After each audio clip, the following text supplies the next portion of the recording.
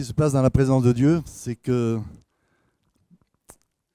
par sa présence, par les témoignages, par cette atmosphère remplie de son amour et vraiment de sa force, il nous déplace de notre point de vue, de nos habitudes, de nos situations difficiles. Il nous positionne de son point de vue.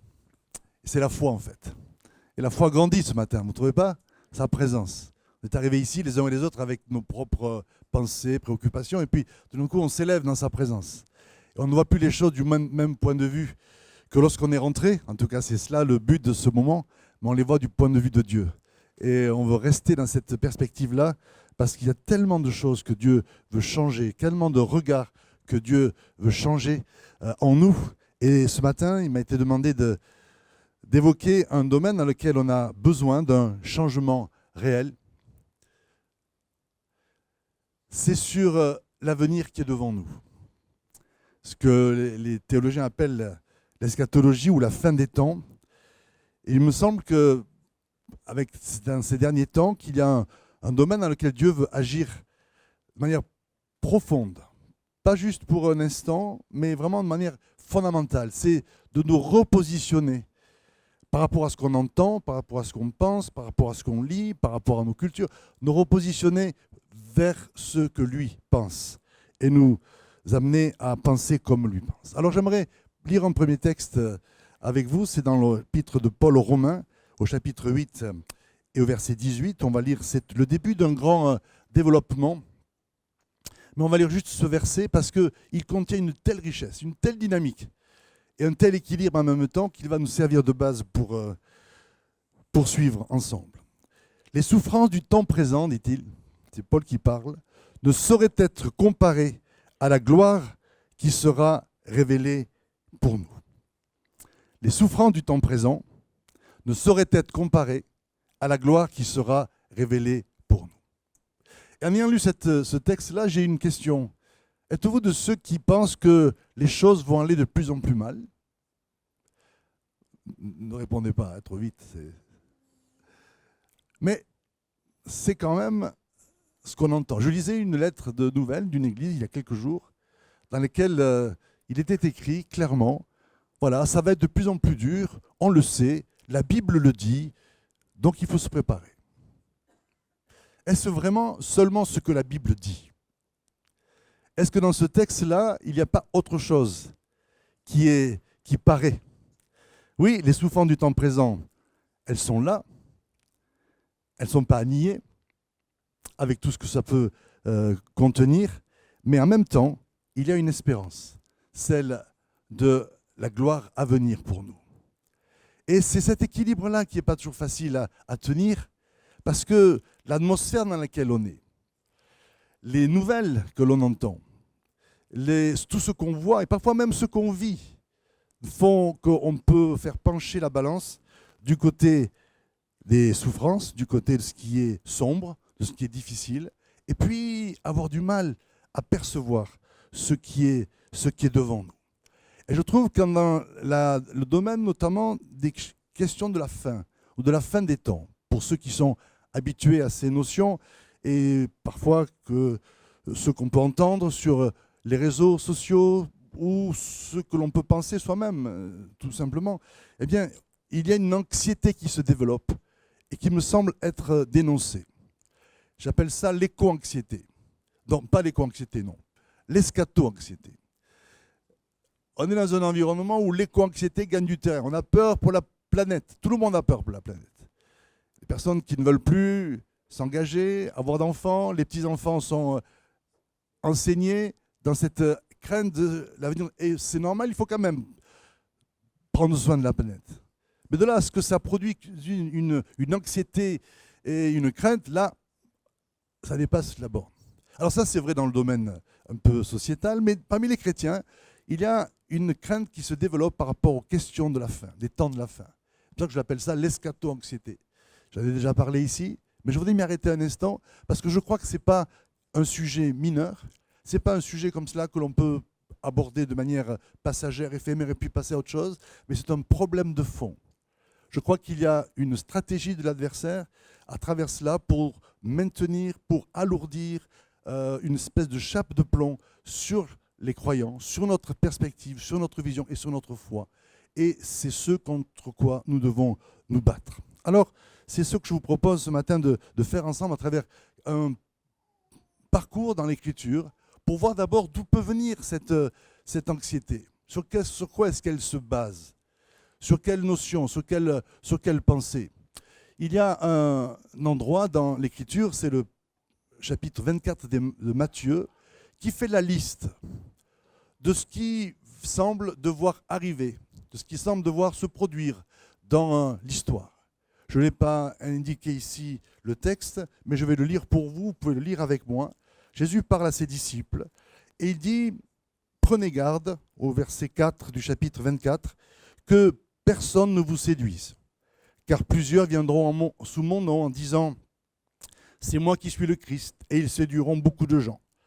Vous allez entendre parler de guerre et de bruit de guerre.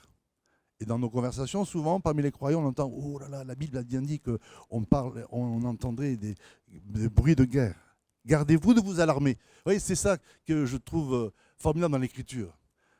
La Bible annonce cette réalité, mais on entend plutôt l'annonce de ce qui est à craindre que la façon dont Jésus veut que nous réagissions. Oui, il y aura des guerres et des bruits de guerre, et il dit « Gardez-vous de vous alarmer. » Ce ne sera pas encore la fin. Intéressant de noter cela. Il continue, verset 7. « Une nation s'élèvera contre une nation, un royaume contre un royaume, et il y aura par endroits des famines et des tremblements de terre. » On est dans un moment où l'équilibre des nations géopolitiques est secoué, remis en question, de toutes sortes de façons. Je ne vais pas m'arrêter sur le détail. C'est inquiétant. La peut-être fausse sécurité dans laquelle nous étions, notamment en Europe, est bouleversée par des changements majeurs. Et ça provoque un inconfort, ça provoque des craintes, ça provoque une anxiété. Et c'est assez normal. Et le texte nous dit voilà, que c'est une réalité. Il y aura par endroits des famines et des tremblements de terre. Tout cela ne sera que le commencement des douleurs. Alors on vous livrera au tourment, on monte en puissance là. On vous livrera au tourment, on vous fera mourir et vous serez haïs de toutes les nations à cause de mon nom. Et ce sera pour beaucoup une occasion de chute. Ils se trahiront, se haïront les uns les autres. Plusieurs faux prophètes s'élèveront et séduiront beaucoup de gens. Et puis on continue comme cela avec l'amoncellement des nouvelles inquiétantes. Et ça fait partie de notre imaginaire. Ça fait partie de ceux dont on s'entretient entre croyants. Et souvent, quand un événement se produit, on dit « Ah oui, la Bible l'avait bien dit ». Sauf qu'il y a une chose qu'on oublie dans ce texte, c'est que, justement, au milieu de tous ces drames, de tous ces signes, Jésus nous glisse comme cela, au verset 34. Cette parole, cette génération ne passera pas avant que toutes ces choses n'arrivent. De d'un coup, ça nous désarçonne. Pourquoi? Parce qu'en fait, Jésus ne parle pas de notre génération à nous. Il ne parle pas de ce qui se passe aujourd'hui. Il parle de ce qui va arriver pour ceux à qui il s'adresse. Il s'adresse à des gens qui l'entourent et il leur annonce ce qu'ils vont vivre. Alors, quand je dis ça, je ne dis pas ça pour dire, du coup, nous, on n'a plus à craindre ces événements, on n'a plus à craindre ces choses-là, mais on doit les aborder différemment. Non pas comme étant l'horizon vers lequel on va, mais comme étant ce que l'Église a toujours connu pendant toute son histoire. Et dans un premier temps, c'est ce que les premiers disciples ont vécu. On me dirait, mais ces paroles-là, elles se sont vraiment réalisées dans l'histoire. Et oui, elles se sont réalisées. Oui, tous les historiens nous apprennent que les faux Christ, plusieurs viendront en mon nom. Les faux Christ, il y en a eu pléthore. Vous savez que quand on lit l'Évangile, on voit bien que les gens attendent le Messie. Nicodème dit à Jésus, es-tu celui qui doit venir? Toute la population disait, mais es-tu le prophète? Es-tu celui qui doit venir? Il y avait une attente du Messie très très forte. Et dans cette attente, il s'est levé plusieurs faux Messies. Le Christ est venu. Mais à sa suite, et on le trouve dans l'Écriture, c'est dans l'histoire et dans l'Écriture, il y a eu, nous dit Gamaliel dans Acte 5, verset 36, il y a eu Teudas, qui se disait quelqu'un de grand, et auquel se rallièrent environ 400 hommes. Il s'est présenté comme le Messie. Vous pourrez trouver cela dans Actes 5, 36. Après lui, il y a eu Judas, le Galiléen. Donc des faux Christ, il y en a eu beaucoup. Cette parole dont Jésus parle, quand il dit « plusieurs viendront en mon nom », c'était déjà une réalité pour la génération qui entend sa parole. On continue. Les guerres et les bruits de guerre, mais c'est ce qui se passait dans l'Empire romain. Dans les années qui ont suivi le ministère de Jésus, cet empire a été ébranlé par des rébellions, par des attaques, par des assassinats des empereurs. Je ne vais pas faire un cours d'histoire, je n'ai ni la capacité ni le temps, mais il y a eu ces guerres et ces bruits de guerre, c'était ce qui bruissait dans l'empire romain. Les famines, il y en a eu beaucoup aussi en son temps-là. Quand vous lisez dans Acte 11, il y a une famine en Judée. Et qu'est-ce que font les églises? Elles se rassemblent pour collecter des fonds. Donc ces famines-là, ça s'est réalisé du temps de cette première génération. Et on peut continuer comme cela, la persécution, n'en parlons pas. L'Église a été persécutée dès le début de son histoire. Sous Hérode, elle a été persécutée ensuite sous Claude. C'est le livre des Actes qui nous le dit. Et puis ensuite avec les autres empereurs qui se sont succédés. Les faux prophètes, mais ça, il y en a eu aussi beaucoup. Même l'apôtre Paul. Vous savez, je suis impressionné par l'apôtre Paul quand il quitte l'église d'Éphèse, il leur dit « Ah, après moi, beaucoup de loups vont surgir, vont s'introduire parmi vous. » Il sait qu'il va quitter cette église et il sait que cette église va être confrontée au problème des faux prophètes, aux fausses doctrines. Il ne le craint pas, il l'annonce, il l'avertit. Il place cette église au bénéfice de la protection de Dieu. Il ne s'en inquiète pas plus que cela. C'est la réalité de la vie de l'Église. Et on pourrait continuer comme cela parce que dans tous ces textes, tout ce qui est annoncé ici, tremblement de terre, Pompéi, vous connaissez Pompéi? En l'an 62, drame. Mais il n'y a pas eu que Pompéi. Il y a eu des dizaines de tremblements de terre dans toutes les grandes villes de cet empire romain. Donc, famine, guerre, tremblement de terre, ce n'est pas des choses vers lesquelles nous allons seulement, même si oui, on le voit aussi se produire dans notre génération, mais ce sont des choses qui étaient l'apanage aussi, malheureusement, de la première génération de ceux qui suivent Jésus. Et pour bien vous persuader que ces paroles-là ne doivent pas être notre seul horizon, c'est ça que je veux dire. Ça ne doit pas être simplement ce vers quoi nous allons, en disant « oui, ça va aller de plus en plus mal, ça va être de plus en plus difficile ». Pour bien vous persuader que Jésus parle aux gens qui l'écoutent là. Qu'est-ce qu'il leur dit? Au chapitre 24, au verset 15. « Quand vous verrez l'abomination de la désolation dont en parlait le prophète Daniel, établie dans le lieu saint, que le lecteur fasse attention. » C'est quoi le lieu saint pour les gens à qui il parle? C'est le temple. Et cette abomination s'est manifestée dans le lieu saint au moment, en l'an 70, quand les légions romaines ont envahi Jérusalem, l'ont assiégé, ont amené 1 million de morts dans cette ville et ont brûlé le temple. C'était une abomination pour eux que de voir pour ces Juifs, que de voir ces légions envahir leur lieu saint. Alors, Jésus continue. Écoutez bien. Que ceux qui sont en Judée fuient dans les montagnes. Il y en a combien qui vivent en Judée ici? Ça va? Même ceux qui nous visitent? Dans cette parole-là, elle s'adresse bien aux gens qui écoutent Jésus. Il continue, il dira, « Priez pour que votre fuite n'arrive pas en hiver, ni un jour de sabbat. » Qui respectait le sabbat? Sinon les Juifs qui écoutaient Jésus. Alors, ceci pour dire quoi? Ça ne veut pas dire que tout ce qui est annoncé ici ne se produira plus dans l'histoire et que nous ne pourrons pas affronter ces drames et ces difficultés. On le voit bien, l'actualité en est remplie.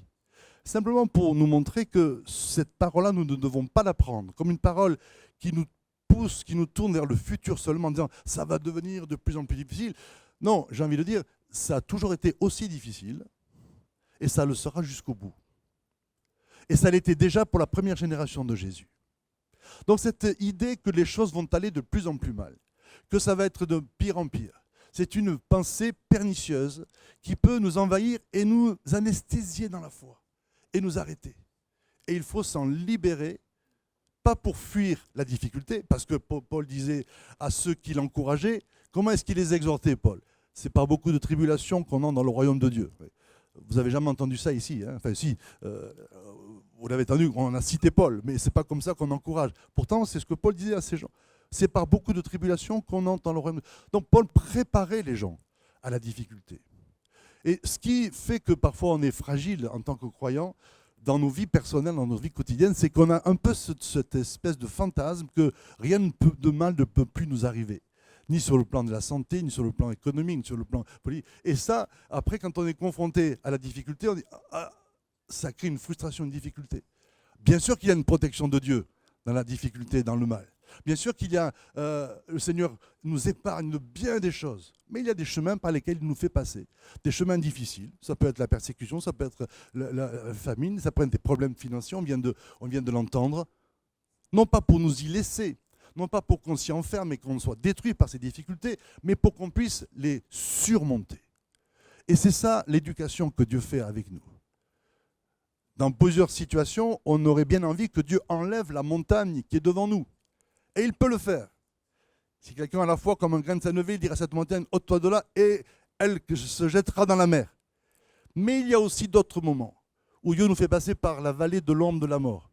Et cette montagne, il faut l'escalader. Dieu peut l'enlever, mais Dieu peut nous amener à la traverser. Et en la traversant, en la surmontant, il se passe plein de choses dans notre être intérieur qui contribuent à la croissance. On triomphe de peur. On triomphe de crainte. L'épreuve, c'est un moyen inouï pour apprendre une toujours plus grande dépendance de Dieu. Le miracle, c'est super, c'est facile, c'est ouf, ça fait du bien. L'épreuve, aussi, ça fait grandir.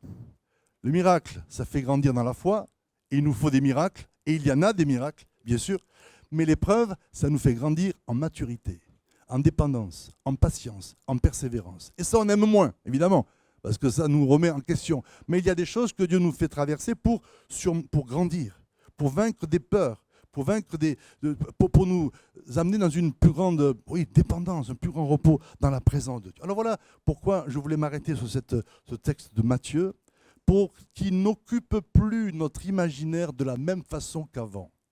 Pour qu'on ne le voit plus comme étant l'avenir vers lequel nous allons, mais comme étant ceux qu'ont connu les croyants depuis le début de leur histoire et ceux que nous pourrons connaître nous aussi, non pas pour en être défaits, non pas pour être détruits, mais au contraire pour expérimenter la grandeur et la puissance de Dieu, puisque vous l'avez vu avec moi, eh bien, dans toutes ces paroles, Jésus appelle les gens à la foi, à la dépendance et à la confiance. Alors maintenant, on va s'arrêter sur quels sont les fondements pour penser que les choses, non pas vont aller de mieux en mieux, mais dans un certain domaine, si. Pourquoi est-ce qu'on peut espérer que le royaume de Dieu va grandir?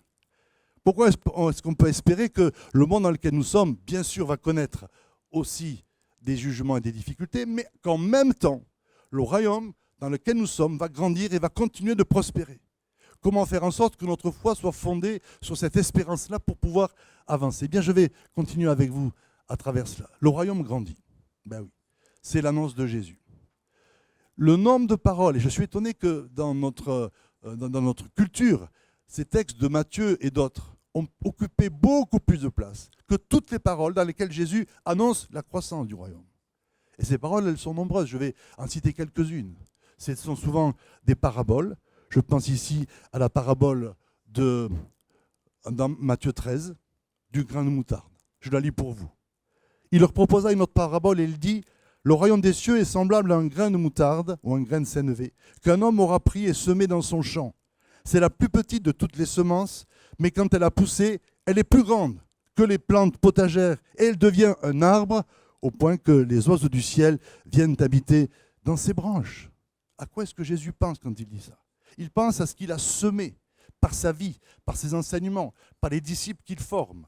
Une petite semence qui est insignifiante, que le monde environnant ne trouve pas impressionnant, qu'il va même persécuter, qu'il va même combattre. Mais cette semence-là, elle grandit et elle continue de grandir et elle grandira jusqu'au bout. Elle grandira jusqu'à la seconde venue de notre Seigneur. Ce qui grandit aujourd'hui dans le monde, ce ne sont pas seulement les famines, les tremblements de terre, les conflits politiques, c'est aussi le royaume de Dieu. En 2050, nous devrions être à près de 3 milliards de croyants sur la population globale.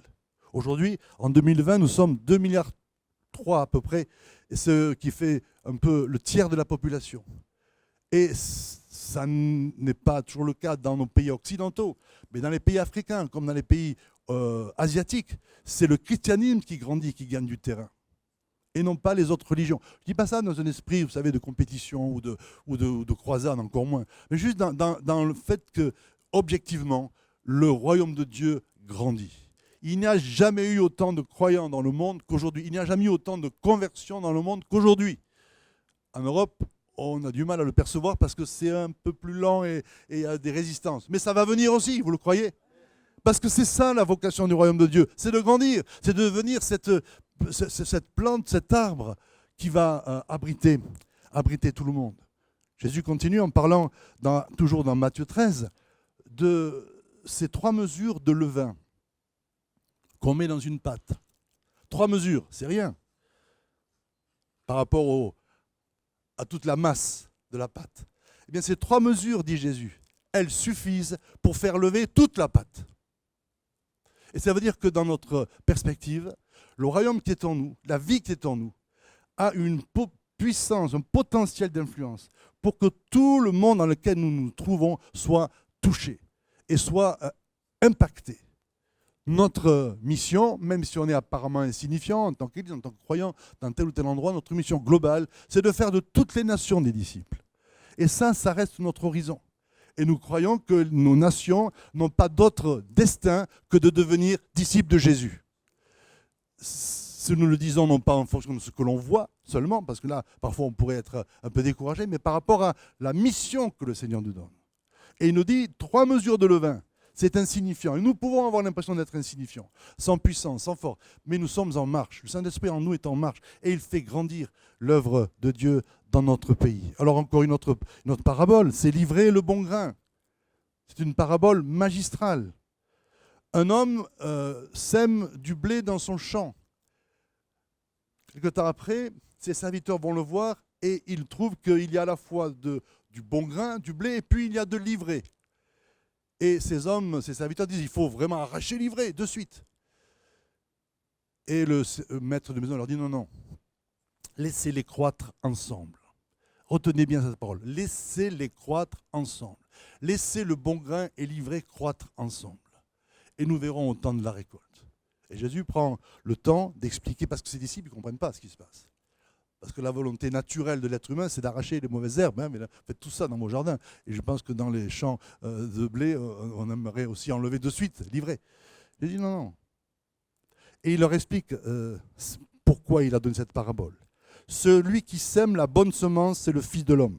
On est tous des semeurs de paroles, mais nous sommes semés par celui qui est plus grand que nous, le Seigneur. C'est lui qui nous sème dans le monde. Le champ, c'est le monde. La bonne semence, ce sont les fils du royaume. L'ivraie, ce sont les fils du malin. L'ennemi qu'il a semé, c'est le diable. La moisson, c'est la fin du monde. Petite parenthèse, moisson, nous on parle souvent de moisson des âmes, mais ici, la moisson, c'est la résurrection, c'est la fin du monde. Et les moissonneurs, ce sont les anges.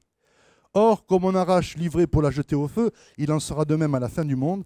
Le Fils de l'homme enverra ses anges qui arracheront de son royaume tous les scandales et ceux qui commettent l'iniquité et ils les jetteront dans la fournaise de feu où il y aura des pleurs et des grincements de dents. Alors les justes resplendiront comme le soleil dans le royaume de leur Père et que celui qui a des oreilles pour entendre, entende. Ça veut dire que le Seigneur n'est pas impressionné, il n'est pas inquiété, il n'est pas ébranlé par le fait que dans le monde, il y ait ces 2 courants. Un courant des fils du royaume, la bonne semence grandit, et un courant aussi des ténèbres qui grandissent. Et son attitude aujourd'hui, sa préoccupation, ça n'est pas d'arracher, c'est de laisser ces 2 courants croître ensemble. Laissez-les croître ensemble. Il faut qu'on entende cette pensée pour nous. Parce que parfois, en tant que croyant, on a une attitude très radicale. On voudrait plus de justice, on voudrait combattre ceci ou cela. Et c'est vrai, c'est notre mission. Mais si ça n'aboutit pas comme on l'entend, si telle loi passe et qu'elle n'est pas dans nos valeurs, qu'elle n'est pas dans notre pensée, alors du coup, on lève les bras au ciel. Mais ça fait partie de cette semence de l'ivraie qui va pousser aussi. Quand on peut intervenir, quand on peut agir, surtout pour la justice, on le fait. Mais rien ne nous dit qu'on pourra toujours avoir gain de cause.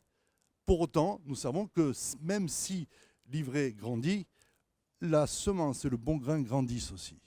Et c'est ça le regard que nous devons porter sur la société. Laissez-les croître ensemble. C'est sous l'autorité du Seigneur. Mais n'empêche que, ce que je note, c'est qu'il n'y a pas que l'ivraie qui grandit.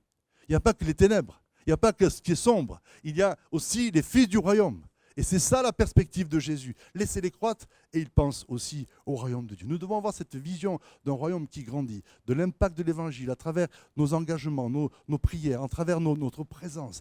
Qu'on le voit ou qu'on ne le voit pas, le royaume de Dieu avance. Il est au milieu de nous, il est en nous et il avance avec nous.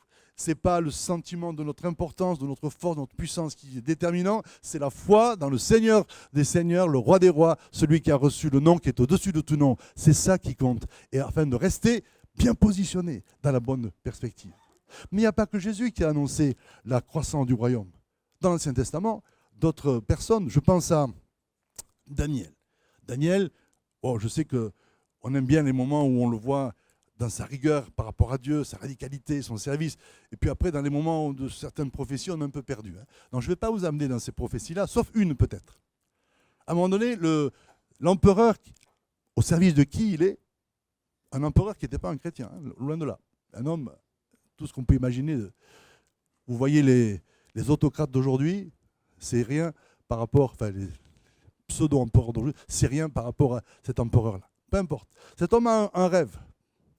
Et Daniel peut expliquer ce rêve. Et dans ce rêve, c'est dans Daniel 2, vous pourrez le lire, c'est une parole extrêmement puissante, extrêmement encourageante. Dans ce rêve, qu'est-ce que l'homme a vu? Il a vu une pierre, une petite pierre, qui se détache de la montagne, sans le secours d'aucune main. Cette pierre, elle avance, elle roule, et elle pulvérise tous les rochers, tout ce qu'elle trouve autour d'elle. Et ensuite, elle remplit la terre entière. Et Daniel explique cette vision. Il dit, eh bien, cette pierre-là, c'est un royaume que Dieu, le Dieu des cieux, suscitera un royaume. Daniel, a vécu quelques siècles avant le Seigneur Jésus, avant la venue du royaume en Christ. Et il voit cela. Il dit, le Dieu des cieux, en son temps, suscitera un royaume qui ne sera jamais détruit. Est-ce qu'on peut le dire ensemble, ça? Qui ne sera jamais détruit. Et ce royaume ne passera pas sous la domination d'un autre peuple. L'Église a pu être parfois défaite par la persécution, mais pour autant, l'Église a continué de régner spirituellement. Et à travers l'Église, même persécutée, même dans la difficulté, Dieu a étendu son règne et sa magnificence. Ce royaume ne passera pas sous la domination de notre peuple. Il pulvérisera et anéantira tous ces royaumes-là et lui-même subsistera éternellement. Le royaume dans lequel nous sommes, c'est un royaume qui est en marche. C'est un royaume qui est en opposition avec les royaumes de ce monde.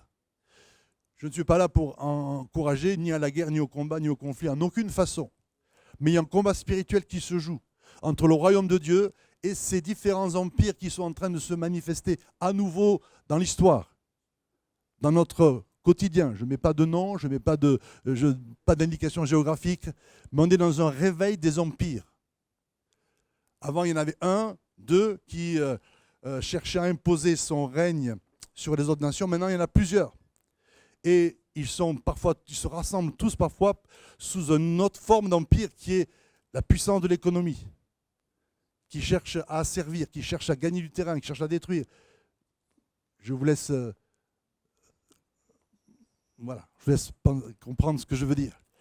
Ces royaumes-là, indépendamment des hommes, d'accord, indépendamment de ceux qui les conduisent, c'est la manifestation d'un pouvoir anti-Dieu, anti-Christ, qui s'oppose à Dieu et qui s'oppose aux croyants. On est dans ce conflit-là aujourd'hui. Mais pour autant, ce qui nous est promis ici, c'est que le royaume de Dieu pulvérisera tous ces autres royaumes. On n'est pas dans une logique de guerre ou de conflit ou de confrontation. Mais ce qui est clair, c'est que tout ce qui, dans les royaumes qui nous entourent, s'élève contre Dieu, s'élève contre la justice, s'élève contre le peuple de Dieu parfois, s'élève contre le droit, tout cela un jour sera détruit. Parce que le royaume de Dieu va pulvériser tous ces royaumes-là. On ne s'en réjouit pas d'une manière, on va dire, vengeresse, vous voyez, d'une manière guerrière. Non, non, non. Parce qu'on lutte pour la justice. On lutte pour le droit de ceux qui, pour l'humanité, pour le respect des droits, pour le respect de la justice. Et tout ce qui s'élève contre le droit et la dignité de l'être humain, un jour sera détruit par la puissance du royaume de Dieu. C'est ça que nous dit Daniel ici. Il pulvérisera, et moi je proclame et je confesse que le royaume de Dieu pulvérisera et anéantira tous les royaumes qui s'élèvent contre Dieu, qui s'élèvent contre la justice, qui s'élèvent contre le droit. Tous ces royaumes-là seront détruits et pulvérisés par la puissance du royaume de Dieu. On est donc dans une perspective non pas de déclin, non pas de défaite, mais une perspective de victoire, une perspective de justice pour qu'un jour le royaume de Dieu remplisse la terre. Et lui-même subsistera éternellement. Ainsi, tu as vu la pierre se détacher de la montagne sans le secours d'aucune main. Ce royaume, il appartient à Dieu. Personne, aucune église, aucun croyant ne le maîtrise, ne le gère ou ne l'établit. C'est Dieu qui le met en place. Il lui appartient. Et elle a pulvérisé le fer, le bronze, l'argile, l'argent et l'or, c'est-à-dire tous ces royaumes qui s'opposent au royaume de Dieu. Et ensuite, ce royaume remplira la terre entière. Dernière parole de l'Ancien Testament qui nous montre que nous devons être dans une perspective de victoire, de foi, de confiance. C'est quand, lors de l'Ancien Israël, quand le peuple reconstruit le premier temple, qui a été détruit cette fois par, non pas par les nations romaines, mais les gens romaines, mais par Babylone. Ils reconstruisent un temple qui n'a pas, certes, l'apparat, qui n'a pas la grandeur de celui que Salomon avait construit. Et là, devant ce temple, les gens pleurent. Et il y a toujours des gens pour dire « c'était mieux avant ». Est-ce que ça, c'est bien d'entrer « c'était mieux avant ». Il y a une espèce de nostalgie. Hein. Alors, d'un côté, il y a à se dire « ça va de plus en plus mal », et puis de l'autre côté, « c'était mieux avant ». Ni l'un ni l'autre. Hein.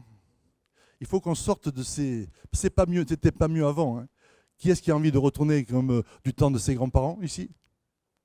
Au niveau de la santé, au niveau du logement, au niveau des droits. Alors les plus jeunes, ça vous parle pas ça, mais pour certains, retourner dans les générations passées, non. Quand on voit les progrès, y compris de la médecine, on découvre tous les jours ce que les hommes peuvent faire grâce à la médecine, des soins qu'on n'aurait jamais imaginés et qui sauvent la vie de millions et de millions de gens. Je suis heureux de vivre au XXIe siècle. C'était pas mieux avant. Ce sera mieux demain. Mais pour moi, demain, j'y serai plus. Mais voilà. Donc, ces gens sont devant le temple. Ah là là. Oh, ce temple, il pleure, il pleure, il pleure. Alors ça, pour pleurer, ça, on est fort. Il se lamente parce que ce temple, eh bien voilà, c'est pas ce qu'on a connu. Bon. Et qu'est-ce que Dieu dit à travers son prophète? Une parole qu'on cite souvent, mais j'aimerais qu'elle descende dans nos cœurs, dans nos esprits profondément. Il dit dans Agée chapitre 2, verset 9, « La gloire de cette dernière maison sera plus grande que la gloire de la première. » Et ceci dit, à quoi est-ce que le prophète fait allusion? C'est quoi cette seconde maison? Ce n'est pas le temple là qui va être embelli et puis qui va devenir plus beau que celui de Salomon. Non, non, il ne parle pas de ce temple-là. Parce que Matthieu 24, c'est la réponse à ce que Jésus dit quand il dit, voyez ce temple-là, il ne restera pas pierre sur pierre qui ne soit de ce temple-là. Il n'en restera pas pierre sur pierre. Parce que Jésus pensait à un autre temple. Il pensait au temple de l'Église. Il pensait au temple du royaume. Et déjà, le prophète envisage que les choses vont changer. La gloire de la seconde maison, qui n'est plus faite de pierre, de bois ou de je ne sais quoi, de matériaux humains, mais qui est faite d'êtres humains, qui est faite du peuple de Dieu, des peuples, des rachetés, qui va être rempli de la présence de Dieu et qui deviendra le porteur du royaume de Dieu partout où il se trouve. La gloire de cette seconde maison sera plus grande que la gloire de la première. Parce que dans ces pierres vivantes que nous formons, chacun peut dire ici, Christ en moi, l'espérance de la gloire. Ce n'est pas notre apparence, ce n'est pas notre puissance, ce n'est pas notre impact qui fait la différence, c'est la réalité de ce que nous sommes en Christ. Et quand nous prenons cette réalité à cœur, quand nous y entrons, alors la gloire de Dieu rayonne sur l'Église. Et l'Église est belle, quel que soit le sentiment qu'on peut avoir, le regard qu'on peut avoir sur elle, les frustrations parfois qu'on peut avoir. Elle est le lieu dans lequel le Seigneur fait vivre et demeurer sa gloire. Et le prophète Agé avait vu cela. La gloire de la seconde maison sera plus grande que la gloire de la première. Et vous savez quoi? La bonne nouvelle, c'est que nous sommes cette seconde maison. Pas nous seulement ici, mais tout le peuple de Dieu, de toutes les nations, nous sommes cette seconde maison. Et le Seigneur a contemplé déjà la gloire de cette seconde maison. Pas comme une gloire qui serait un peu finissante, non, comme une gloire qui allait briller de plus en plus. Jésus va revenir pour une église sans tache, ni ride, ni rien de semblable. Pas pour une église chétive en difficulté, mais pour une église qui l'aura fortifiée, qui l'aura sanctifiée, qui l'aura préparée pour son retour.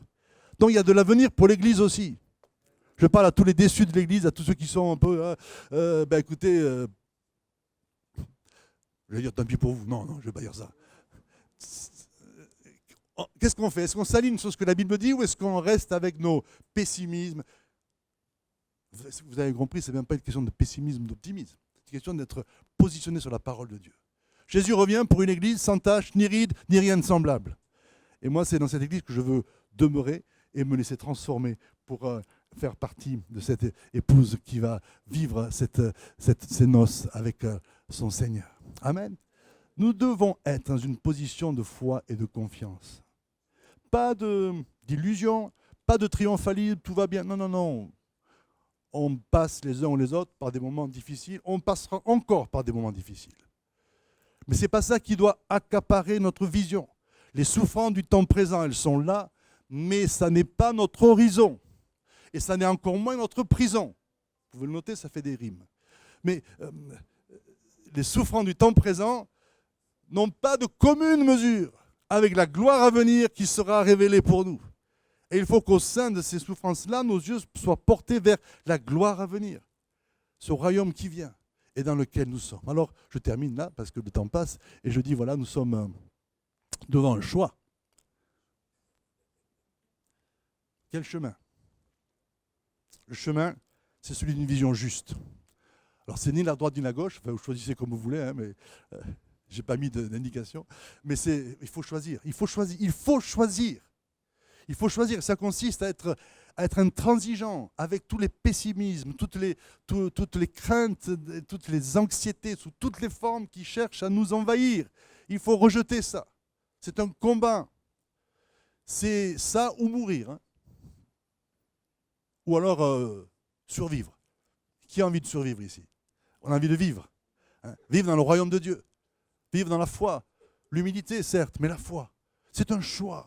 Le choix pour une vision juste, pour renoncer à tous les enseignements qu'on a pu entendre, qu'on a pu laisser nous influencer, que ce soit sur Internet ou dans les églises, je ne sais quoi, toutes les cultures qui nous ont formatés pour nous faire penser que ça va aller de plus en plus mal. Non, non, non et non. Le royaume des ténèbres peut grandir, mais le royaume de Dieu va aussi grandir. Donc ça n'ira pas que de plus en plus mal, ça ira aussi de mieux en mieux et de plus en plus. Il faut choisir. Il faut choisir. On est dans un temps de choix, un temps où il faut aligner nos vies sur ce que Dieu veut, sur sa pensée. On ne peut plus se contenter d'être là comme ça, oui. Non, c'est un combat spirituel qu'il faut mener. Et dans ce choix, il faut aussi une vision juste et une vision victorieuse. Ce que je vous propose, c'est une vision victorieuse. Ce n'est pas une vision triomphaliste où on rêve un petit peu, et on se fait plaisir, et on s'excite un peu. Non. C'est une vision juste, et victorieuse, qui est fondée sur la parole, la personne et l'œuvre de Christ. C'est son règne qui vient. C'est son royaume qui vient. Et son royaume n'aura pas de fin. Et on est dans une perspective de victoire pour aujourd'hui et de victoire pour demain. Même si parfois on y laisse un peu quelques plumes, même si on prend des coups, même si... mais c'est la victoire qui nous appartient. Grâce soit rendue à Dieu qui nous fait toujours triompher en Jésus. Toujours triompher. Toujours. Vous le dire avec moi ça? Toujours. Toujours. Et pas à moitié. Toujours triompher. Donc on est là. Et ça, vous savez, ça ne se fait pas l'espace d'un culte comme ça. Je vais prier maintenant, je crois que Dieu va agir, mais c'est un travail de fond. Et c'est un travail de fond et qui va durer. Parce qu'on est environné de tellement de nouvelles, et dans une atmosphère qui pénètre nos esprits, qui nous transforme, qui nous déforme, etc. Et il faut qu'on vive dans la présence de Dieu pour rester dans la bonne attitude. Amen. Donc c'est le combat auquel je vous invite. Alors, il y en a d'autres, hein, mais celui-là, je vous invite à le mener parce que c'est un combat clé. C'est un combat fondamental pour que les autres combats soient remportés aussi victorieusement. Amen. On va prier ensemble. On va se placer devant Dieu parce que peut-être que vous n'êtes pas convaincu par ce que j'ai dit, et c'est votre droit, mais ce n'est pas le but que je cherche à convaincre. C'est que l'Esprit de Dieu puisse trouver son chemin en nous pour nous faire sortir de toute forme de peur, d'anxiété, de défaitisme et de pessimisme et nous faire entrer dans sa victoire. On se tient devant Dieu un instant. Seigneur, nous sommes devant toi. Et ce que nous voulons, ce n'est pas nos pensées, ce n'est pas nos façons de voir, notre mentalité. Ce que nous voulons, c'est être renouvelé par ton esprit dans notre intelligence. Que tout ce qui est en nous peut faire obstacle à ta présence, à ce que tu es, à ce que tu veux, à ce que tu dis. Tout ce qui peut s'opposer, même de manière parfois inconsciente, en nous, tout ce qui peut s'opposer à toi soit amené sous ton autorité. C'est pourquoi nous prions maintenant, Seigneur, que tu amènes toutes nos pensées captives à l'obéissance de Christ. Seigneur, nous t'ouvrons, je vous invite à le faire vraiment sincèrement, nous t'ouvrons le tréfonds de nos êtres, nos pensées, nos arrière-pensées, tout ce qui même on n'a jamais osé dire, osé exprimer, mais tout ce qui parfois croupit en nous et qui a besoin d'être purifié, d'être lavé par le sang de l'agneau, d'être purifié par l'eau de ta parole.